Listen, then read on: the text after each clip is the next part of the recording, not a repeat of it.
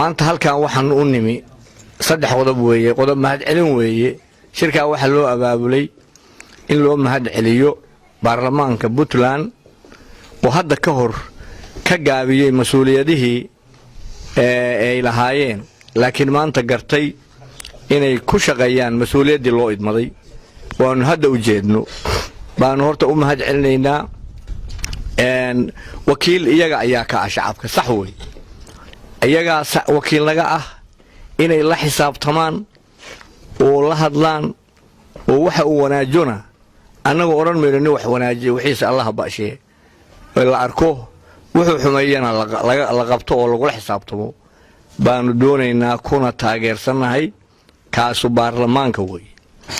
ragga baarlamaanka kula hadlay oo haatan garoowe oo qaybteed ka hadashay waa mahadsan yihiin garoowe waa ognahay qaybina waxay ka hadashay baarlamaanka cayday qaybina waxay soo dhaweysay baarlamaanka oo taageertay waxaan leenahay hadda qolo walba garaadkeeda bay hadashay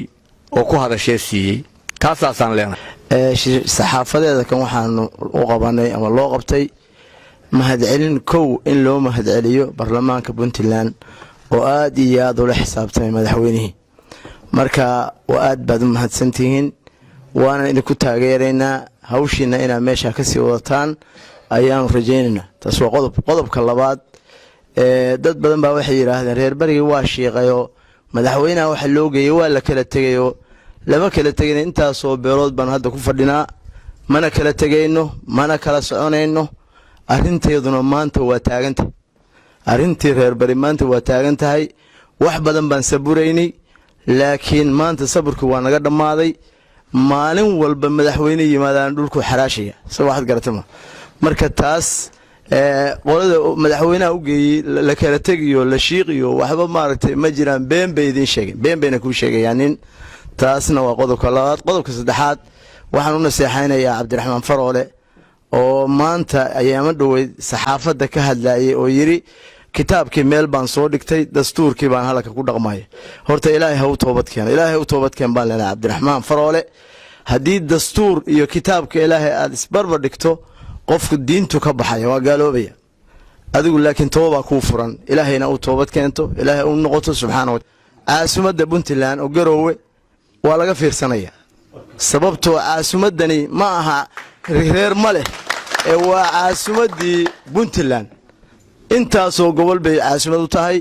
maanta se waxay noqotay caasimad qoys leeyahay reer leeyahay Puntland jifi male reer male qola male dadka Puntland baa leh baarlamaanka Puntland ee sharafta leh ee shalay sida sharafta leh hal nin u hadlay warintiina kaleetana waxa la ka rabaa wixii la igmaday ama la idin doortay ma lacag qaataan kaliya maahay waxay dalkan iyo dadkan Puntland wixii dib ku ah inaad ka qabataan ka hadashaan dowladda la xisaabtantaan xulufaysi iyo gurubaysiga aad wadaan inaad joojisaan dalkan dadkan u dhaarateen ninkii shala hadlay iyo baarlamaanka dhamaana waxaan leenahay waxaad qabateen shaqo aad iyo aad u wanaagsan waa in mahad celinaynaa mar koowaad mar labaad mar saddexaad mar boqolaad inta markaan taa ka gudbo aan u soo noqdo gobolka bari anu waxaan Cismaan Axmed gobolka bari dadka iskala umulka baan ka midna Saciid Cabdullaahi Dani waa madaxweyne Puntland Ismaan Maxamuud kuma matalo in uu ka shaqeeyo in bari dumiyo gobolka taariso waxaan qaadan karnaa haddii ciid luqluq ku jiday ama darbe wax laga xamaanayay halkaan reer bari baa fadhiya annaga reer bari kamid ah beelaha ugu ballaaran baan nahay horumarka dalkaanu baan hormuud ka nahay dekadii waa gadan tahay 3 sano baa dekada biibi wal xiran tahay maalintu Saciid baa ka soo dagana wuxuu ku hadlay dadku markaantii war madaxweynaha dhageysto oo waxa ugu noqdo maalintu laha dekadu xiraan mayso wuxuu yiri xaraga la xiri maayo Muuse Cali Jaamac saxaafada ka hadlo shirjad bari ka hadlo Cabdulaahi Dan hadda goodi iyo hanjabad dadka lagu haya waxaanu taa qaadan kara ma waxaanu asmacaynana ma waxaanu qabiilaha ku difaacaynana ma waxaan u mahad celinayaa nimankii baarlamaanka oo loo idmaday Puntland oo waajibaadkii ay lahaayeen qaatay oo haddee markay waajibaadkii ay lahaayeen mareen madaxweynihii u adkaysan waaya hal nin oo aan dhammaysan hadalkiisii 3 kelmadood ridda ka booday waa arrin aad looga naxo waa arrin fadeexada waa arrin aanaan sugayn waa arrin aanaan u fadhiyin haddii madaxweyne hadduu 3 kelmadood u adkaysan waayey waddanna see mas-uuliyaddiisa u qaadaya isweydiinteeday leedahay tan labaysa barlamaanka waxaan leeyahay jisaaka allah khayr waxaad gudateen xuquuqdii iyo waajibaadkii aa lahaydeen waxaanuna idinka fadhinaa horey waxaa loo oran jiray barlamaanka lacag baa la siiyaa barlamaanka waa la kala iibsadaa barlamaanka habeenkii baa loo gurguurtaa war ha noqonina kuwa dalkoodii iyo dadkoodii iibsaday ee ilaahay ha idinka dhigo kuwa u diriraya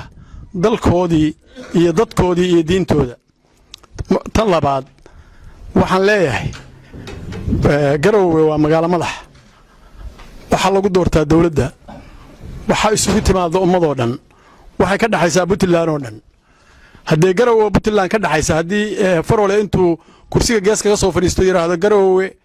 garowe garowe garowe garowe wax yacni laga qaadayo sidii wax garowe laga qaadayo oo magaalada laga qaadanayo oo kale bay noqonaysaa tan saddexaysa odayaashii iyo nabadoonnadii iyo isimadii oo magaalada jooga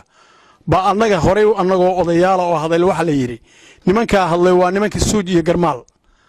haddee suuj iyo garmaal af soomaali ku noqon mayno annagu waxaanu nahay waa la yaqaan laakiin waa hadal xuma qadaf aan qaban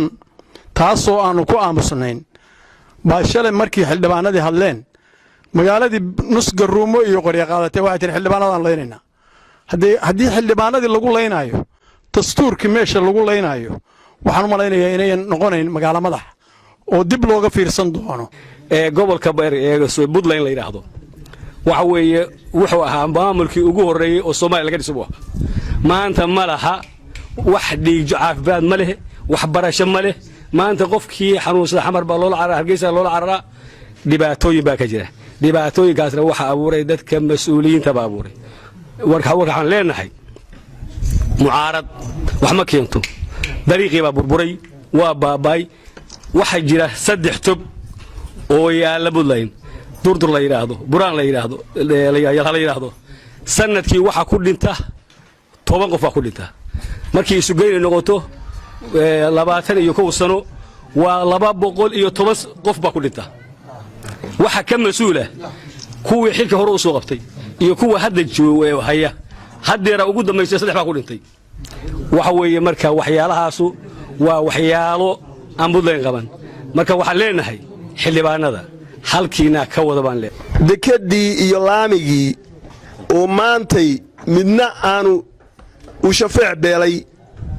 laamigiina go'ay dekediina go'day sababna ay u ahaayeen mas-uuliyiintii dalka mas-uulka ka ahayd waxaan u sheegaynaa inta noo hadhay inaanaan u dulqaadanayn inaanaan ka yeelayn inaanaan saxaafad joojinayn inaanaan ka harsanayn inaanaan ka seexanayn inaan u wada taagannahay dhammaan dadkii degganaa gobolka bari inta aan soo tiriyey waa ku dhannahay 13 beelood baannu nahay oo meeshaa fadhiya oo isku dana oo aan dan kala lahayn oo laaluush rabin oo lacag rabin oo la kala xadayn waxaan u mahadcelinaynaa marka hore waa ajendaha iyagana ka mid ahay mahadcelin ballaaran oo aan u jeedinayno golaha baarlamaanka dadaalka fiican iyo isla xisaabtanka ay muujiyeen